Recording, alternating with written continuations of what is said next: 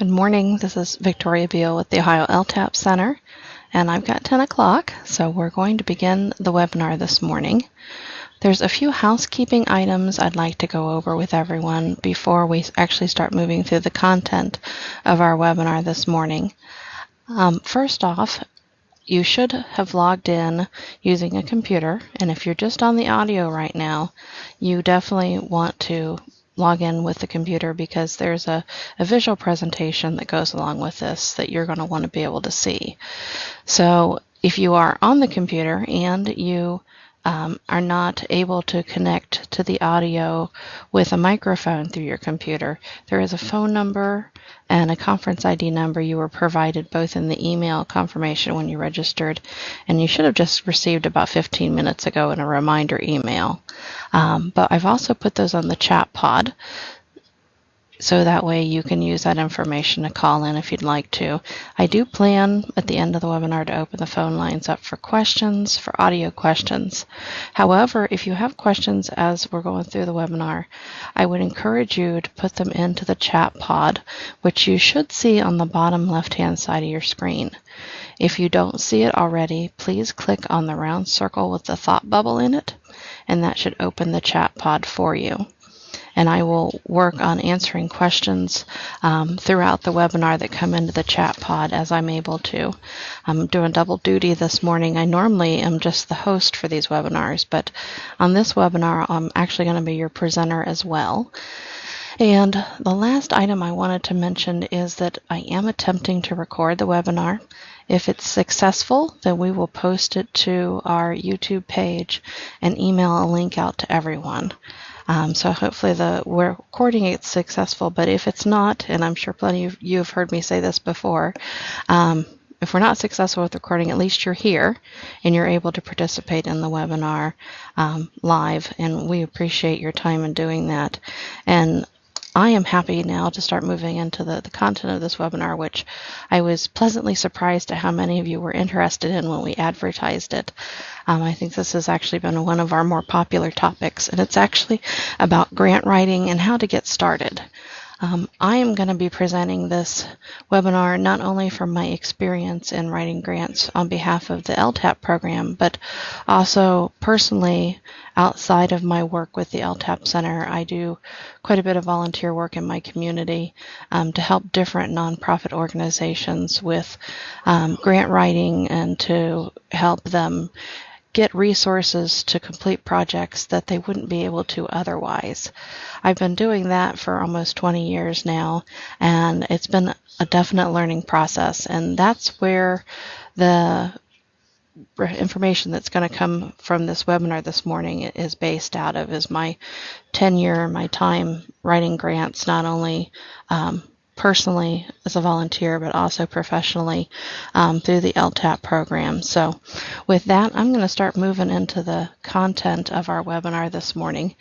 How do you get started with grant writing? Now, this is not going to be a be-all, end-all of all sources that are out there. I'm not going to actually talk about any grant sources, but I am going to talk to you about what you need to do to get yourself ready to go find those sources, and also to make certain that you're not wasting your time in writing grants, because that can be a very painful experience when it happens, and I certainly don't want that to happen to any of you that are on the call with us this morning. So get my screen rolling here. All right, so there's going to be 8 basic categories of information that we're going to discuss. And, like anybody who's in transportation, I like to lay out the roadmap ahead of time. So I wanted to go over those 8 categories with you, and then we'll delve into each one as we move through things. The first category of information we're going to talk about is, as a grant writer, is there a need that's been determined? And that's key, because if there's not a need for funding, then there's really no reason to put all the effort into writing a grant. I'm going to talk to you about information gathering, because there's bits and pieces you can get ready and have available before you even find out that a grant is out there. So that way it makes the process easier for you once you're actually moving through the grant application itself. I want to talk to you about looking for grants which actually address your needs. And this is a big concern in the grant writing community and the funding community too, is that, don't waste people's time in asking for funding from somebody who never intended to fund the type of project that you're proposing. So we'll talk about that more. Also, reviewing grant requirements in detail. This, I think, is the death knell of a good portion of grants that are written and submitted, is that they have missed some key component of what was asked for in the application. So we're going to go over how to, set yourself up for success in that area. We're also going to talk about planning out a grant completion strategy, because it's really not just about writing the application itself, but also bits and pieces that need to go along with it. Making sure that you've got a plan for following up with reporting that's required, and what's a long-term impact of saying, yes, I want to accept this money. What should you actually request? And this is probably the other big thing, besides missing a big piece of information in the application. The other death knell I see in grant applications is that they just miss the boat completely on what they were requesting, or how the request needs to be framed. So we'll definitely talk about that. Another piece is actually answering the questions they are asking you. And I think as a beginning grant writer, this was probably the hardest one to wrap my hands around, because I was so excited about what the people I was trying to help get grants were doing, and I really didn't look to the actual questions that were being asked from the grant making organization. I wanted to make my answers that I wanted to give fit what they were asking. So we'll go over how to make sure that you're not committing that fatal flaw in how you're answering the questions that they're asking of you. And then last but definitely not least, we're going to talk about relationships, because that's also a key component with grant writing. So moving into our first topic, determining need. And I've labeled these in steps just to try to give you a process here, but really there's bits and pieces that kind of overlap. So step 2 or 3 may well begin in concurrence with step 1, and so just keep that in mind, as they're not one step completes and then the next one starts. There can be definite overlap with these steps, but you need to figure out if there is a need, what that really is, and make sure that it's a need and not a want, because grant funds are very limited. And they do not want to fund something that's just a want. They want to fund what is truly considered as a need. And, you need to be able to describe the need or the problem that's going to be fixed with the grant funding, and explain why it really is a need. I think of one particular grant that I wrote, which was for a unit that would allow a volunteer fire department to transmit ahead to the hospital when someone was having a heart attack. So more information would be known by the hospital before the squad ever arrived, and allow them to direct the person specifically into the treatment that was needed, as opposed to having to have that person come in and be assessed there in the emergency room before the treatment could be determined. Saying that in that application that this is the need, we want to be able to cut down the amount of time from when the heart attack happens, and getting that person to the treatment that they would best suit them was definitely a problem that we needed to address, because on top of it, the volunteer fire department I was working with was out in the rural community, and it took time to get to the hospital. It took about 20 minutes just in the drive time for them from where they were at to get someone in, not to mention the time of responding. So we needed to be able to explain why that problem was happening and what the need was, and then having a clear plan for what we were going to spend the funds on. There is so much to be said for someone who has gotten quotes ahead of time, and for the person who has not only gotten quotes, but has shown that they objectively have gone through and gotten quotes from a lot of different sources and know ahead of time how much it is that needs to be spent on an item or a project, and has a clear plan that makes the person who's funding the grant or choosing your grant much more comfortable in saying, oh yeah, they know exactly what it is that they need, and it's clearly a need, and they already know what it's going to cost, and they, we'll talk about having a clear plan for delivering the project. Yes, Christy, I do plan to email out the presentation document after today's webinar, and I'll make sure that that goes out to everybody, even if the recording isn't successful, so don't worry about that. The other piece that I think is really important in the need determination is having a clear plan for delivering the project.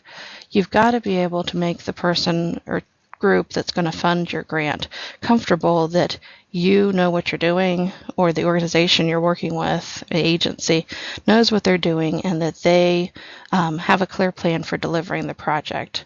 You need to have a clear understanding of what it is that you're asking the funds to be given for, and because it's a very good chance on that grant funding panel that there's going to be somebody who has done the type of work you're asking money to complete, and they're going to be able to shoot holes in a plan that's not clearly laid out or doesn't really have that detailed knowledge of the area that you're working on.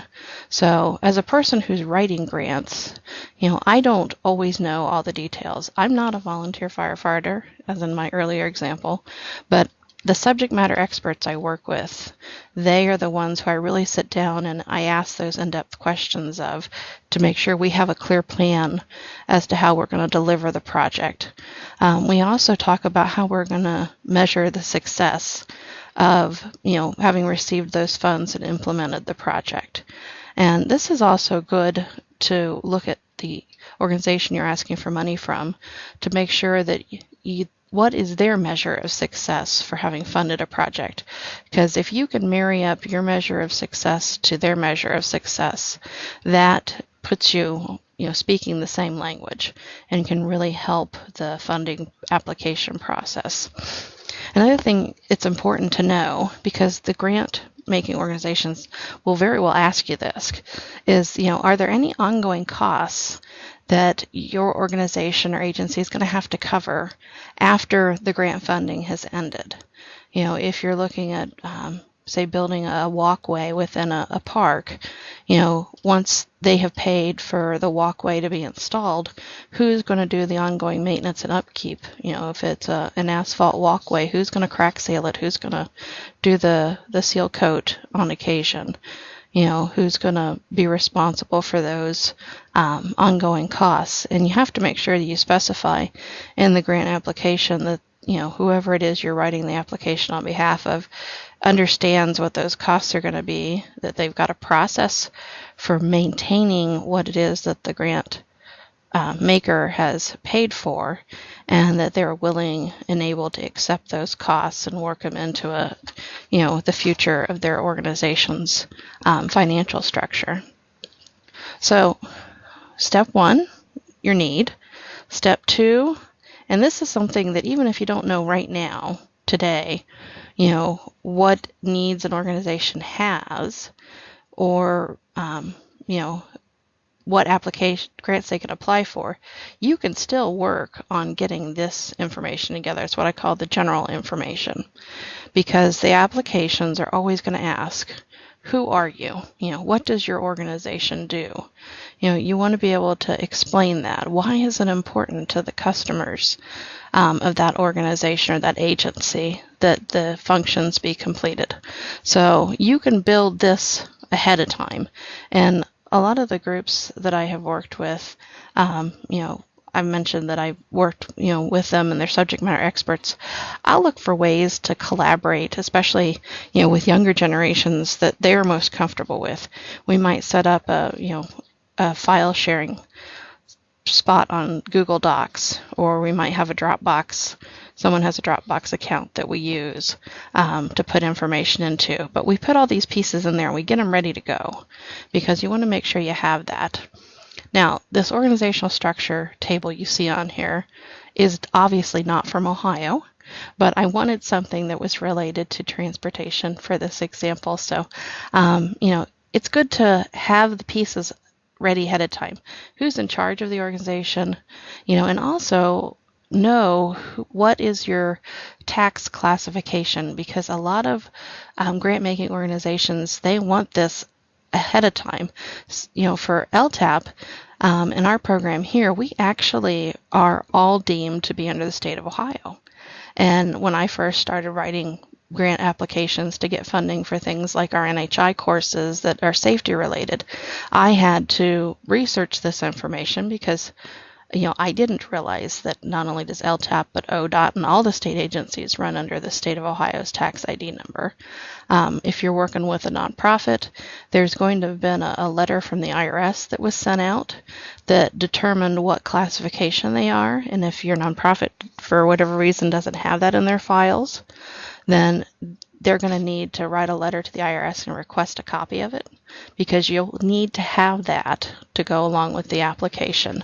Those grant-making organizations, especially if they're other nonprofits, they need to be able to report out who they've provided their money to, and you have to have that documentation for them in the application process.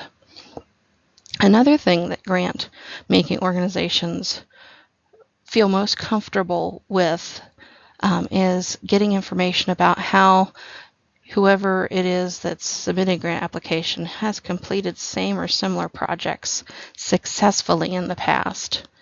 Now, the picture here is actually from South Dakota, but they've got projects that have been completed there with different funds and different funding sources, the same as we would be looking at here in Ohio. So, if your organization has completed a project that's same or similar in the past, put together some information about those projects, and that way you can have them in your file, in your general information file, ready to go. So you can include it to say, well, yes, we may be applying for funding for, this project or that project. But here's examples of in the past how we've successfully completed projects just like that with other funding sources, and we've delivered on what we said we were going to complete. One thing that I don't think a lot of people who are writing grants and the organizations who are requesting the grants realize is that, especially if it's a nonprofit, if they don't spend the funds that they have said were going to be provided out in the form of grants, that they actually end up getting taxed on those funds a lot of times, because it's income that they're earning off of investments that those grant-making organizations have, and they don't want to pay tax. They want to take that money and put it out, towards the projects and the initiatives that they were meant to fund. So being able to demonstrate that, yes, you're someone who follows through and gets the job done is really important. And if you can have that in your file ready to go, that's great. Step 3, and you've probably already started looking for grants for whatever purpose you have been wanting to assist with or looking at. It's looking for the grants which actually address your needs. And, I always use the analogy of the round peg needs to go in a round hole and a square peg needs to go in a square hole. So, think that through when you're looking for grants. Look to see who is the grant funding. If, you find this grant, but it's really funding organizations or groups that don't line up with what you're doing, or say, they say they're only going to fund, an agency, a governmental agency, then if you're a nonprofit, don't apply for it. It doesn't make sense, and vice versa. And then what need does the grant actually address? Make sure that what your need is what they're looking to fund. You don't want to have that square peg with a round hole. And if you do have the square peg with a round hole, don't just submit an application for the experience, because if down the road, there really is another grant or, another opportunity to submit for the same organization that's giving grants out, and you've in the past submitted something that just obviously didn't fit, you're going to have already built that reputation of sending things in that, shouldn't be taken seriously or considered. So make sure you're only putting the effort in and submitting applications for grants that make sense for what your needs are, because you don't want to waste the grantor's time. And again, how does the grantor measure the success? You want to make sure that you're looking at that as, a key factor in determining if the grant really meets your needs. Step 4, and this is, as I mentioned earlier, one of what I see as the critical flaws in the grant application process that usually trips people up the most, is looking at the grant requirements and making sure you're really meeting those. So this is probably one of the places where I spend the most time when I'm writing a grant, reviewing requirements. The first thing I look at is the time frame. If the grant is due 2 days from now, I'm not going to take it on. There's just no way, but I'll put it in, I'll look to see, is it a one-time grant, or is it maybe a grant that's offered on a cycle? And if it's offered on a cycle, we'll put it into the mix for next year's calendar if that's how often they do it, or whatever the time frame is. Don't rush an application, because again, it's going to be a reflection on the agency or organization you're working with, and you don't want to submit something that's rushed and is missing pieces and get a reputation for putting in applications that aren't well done or well written, and then have it disregarded right off the bat in the future. Another thing is that look at what actually needs to be submitted. I go through an application and print off a working copy for myself, and I'll read the questions, and then I'll start detailing out bit by bit the pieces that I feel need to be in there. And if it's more than me working on the grant, then I'll have whoever's on my team review that as well. But we'll start looking at the pieces and parts that actually have to be submitted with the grant, and start making a list of who can be working on collecting those pieces of parts up, or who is someone that can be writing responses to the different questions. I also look at reporting requirements, because that's normally going to be included in the information with the grant application. If there's reporting requirements that are really onerous, I'll make sure that the organization or the agency I'm working with realizes the time and effort that's going to need to be put in after the grant's received in order to meet all those reporting requirements.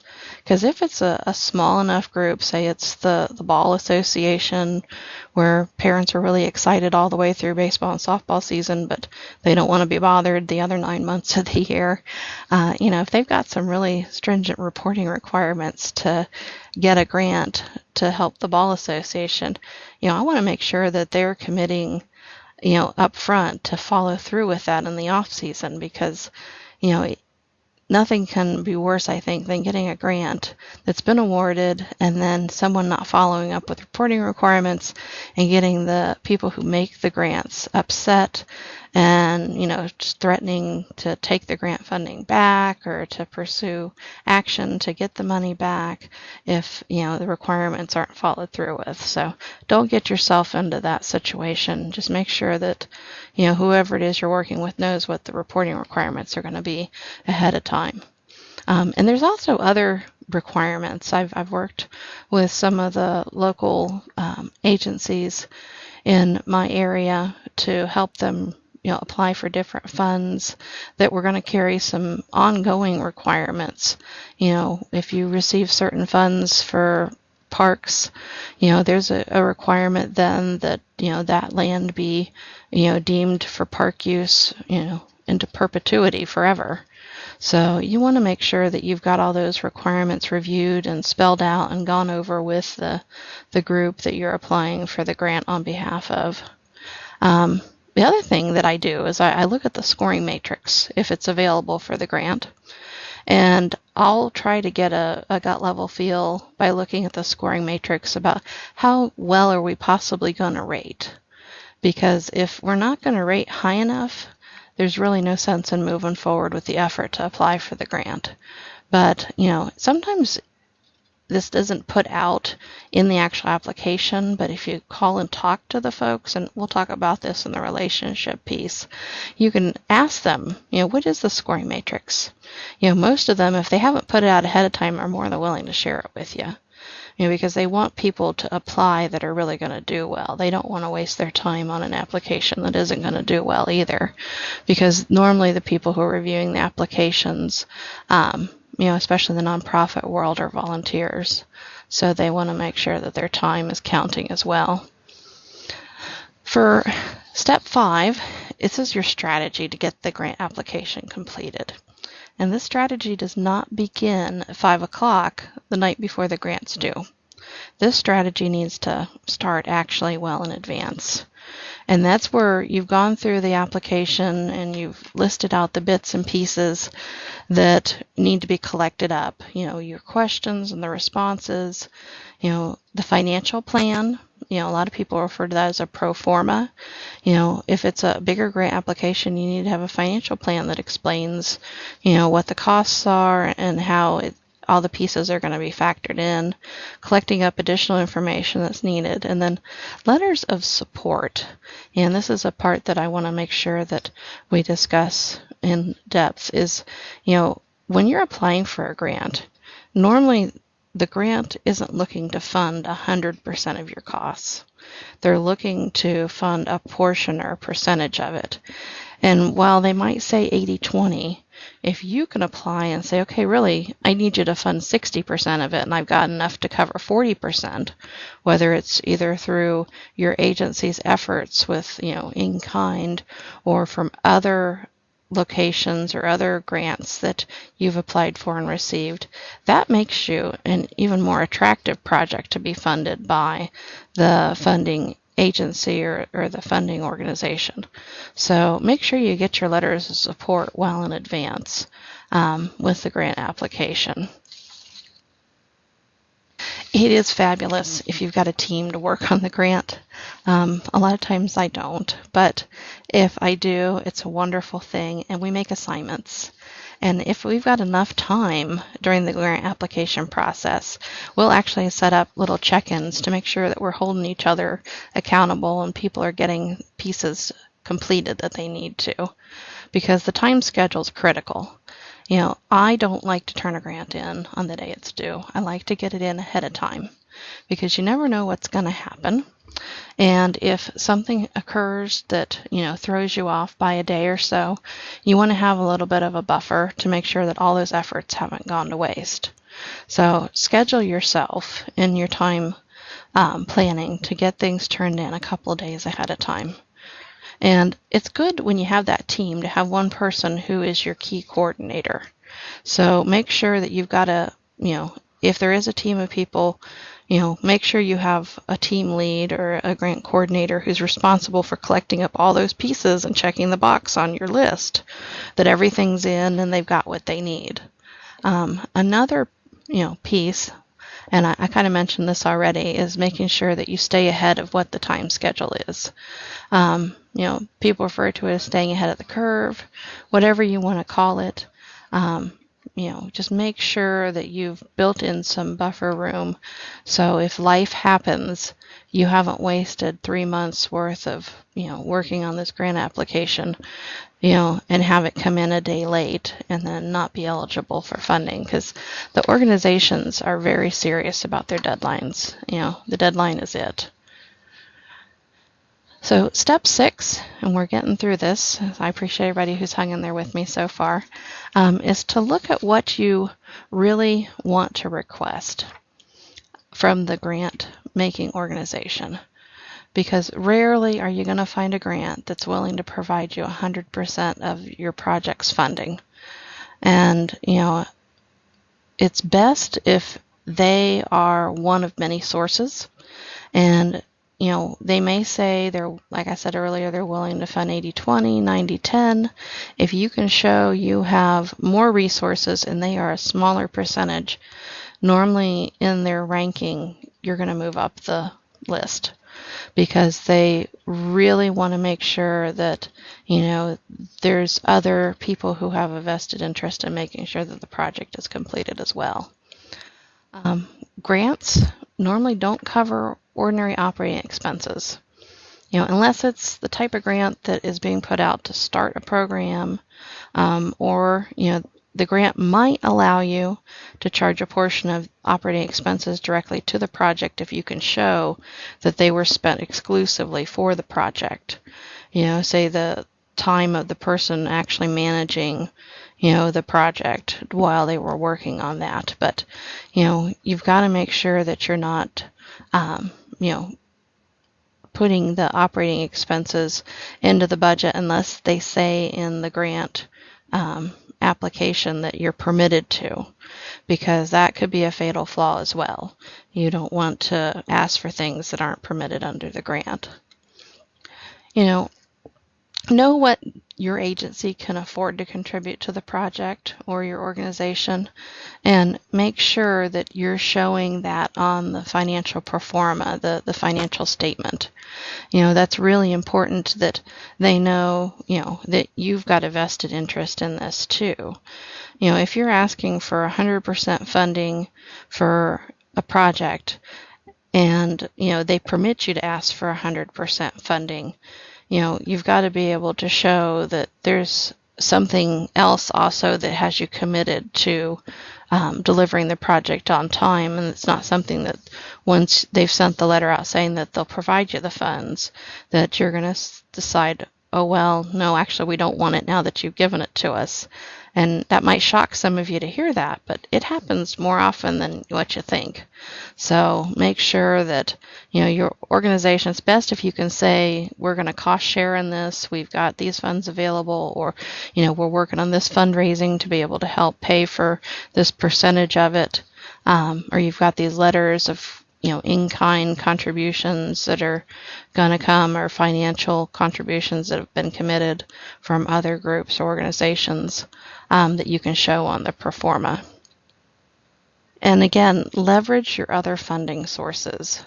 It's, I think, amazing when I will be working with a group or an organization and they start talking not only to their members or the people there, but the broader community, to see who else is willing to step up to the plate and offer funding, especially if they feel like there's going to be the opportunity for their donation to basically be tripled with a grant that is willing to put money into it. So definitely look for other funding sources and leverage those. Part 7. Answer the questions asked. This is a big portion of the application, and like I said, it's probably the biggest mistake most grant writers at the very beginning will make, is answering the questions they want to have asked or that they think were asked, but not really the questions that the grant maker was asking. So I kind of take it back to just the facts. And I know I'm probably dating myself a bit here, so if those of you on the call don't know what Dragnet is, you'll have to go look that up over the weekend. But I go back to making sure I just report in the facts and make sure that the facts are fitting the question that's been asked. Another thing is make sure that you're answering the questions in plain language. Not everybody who's going to be on the panel reviewing the grant application has a technical background in what you're asking for. And a lot of times we tend to add in, especially in the way that we write things out, extra words that you don't need. Look for a source that explains how to streamline what you've written. I know that through LTAP we offer a course as part of the environmental courses on writing in plain English, plain language.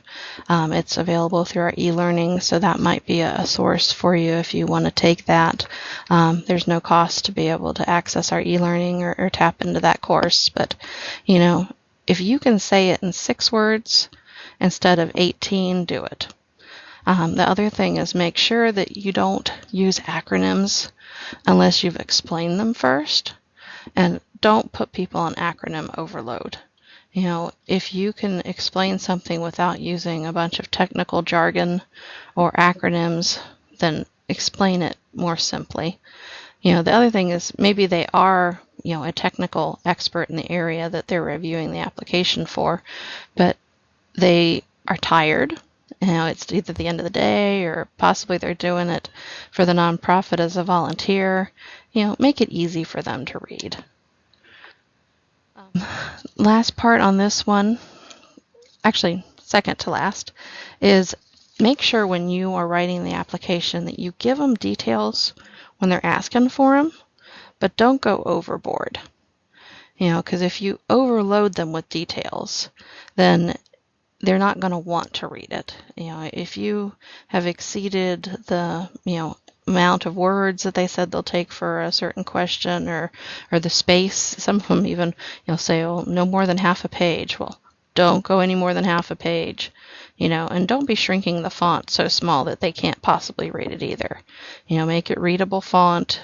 If they haven't specified what font size, make sure that you're giving them the right information in appropriate amounts, but don't overload them. And if you question whether you really need to include some information or not, a lot of times what I'll do is look for somebody who possibly doesn't even have a background in the area that I'm working on, and say, from your perspective as a layperson, as a person who has not dealt in this area, when you read that question, does my answer make sense?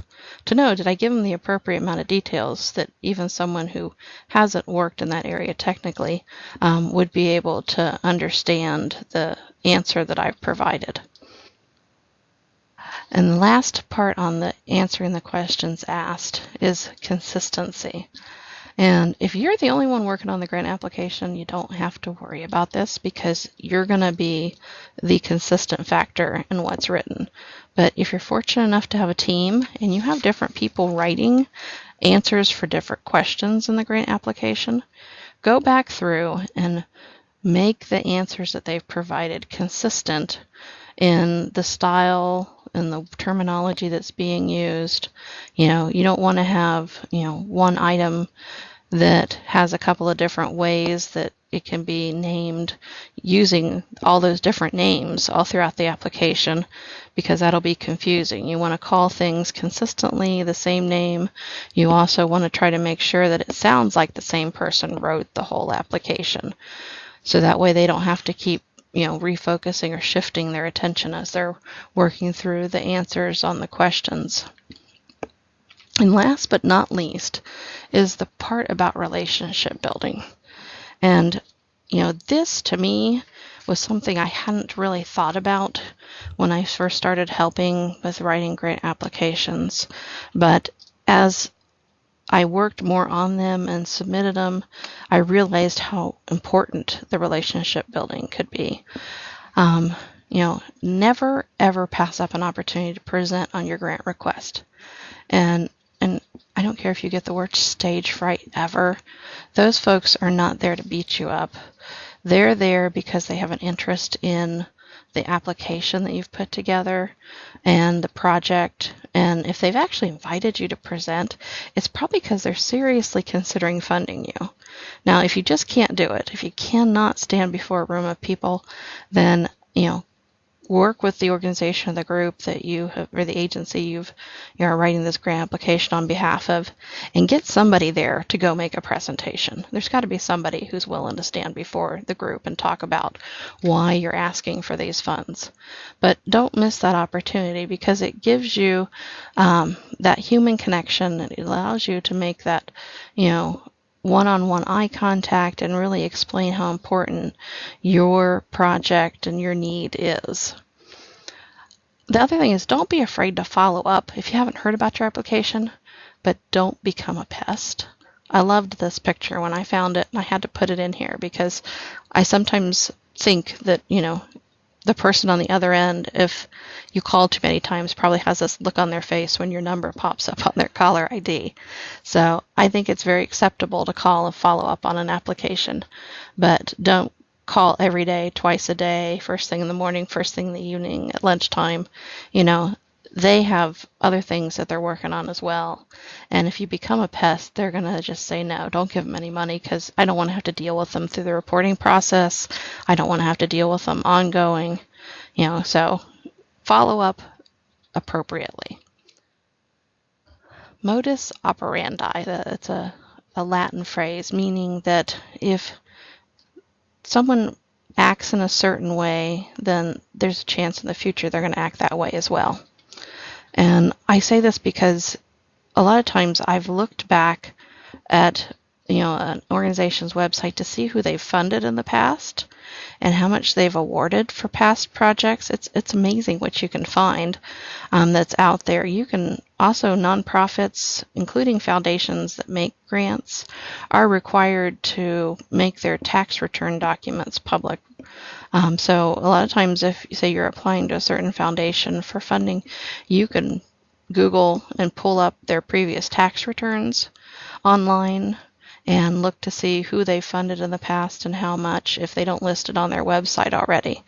So you can see if it's a good fit. And I would also look and let them know, if you're having that conversation, hey, my project really fits well with the needs that we've proposed in the mission of your organization, just like so and so in the past that you funded. We are doing similar work, and we want to be able to help the community in this way. So that's really, really important. And ask for feedback, especially if you get a letter saying thank you, but we've decided this time not to fund your grant. Do not take that as a rejection personally. It's more than likely because there was just another need that they saw that was, in their view, something that had a higher priority. So it's never a personal thing.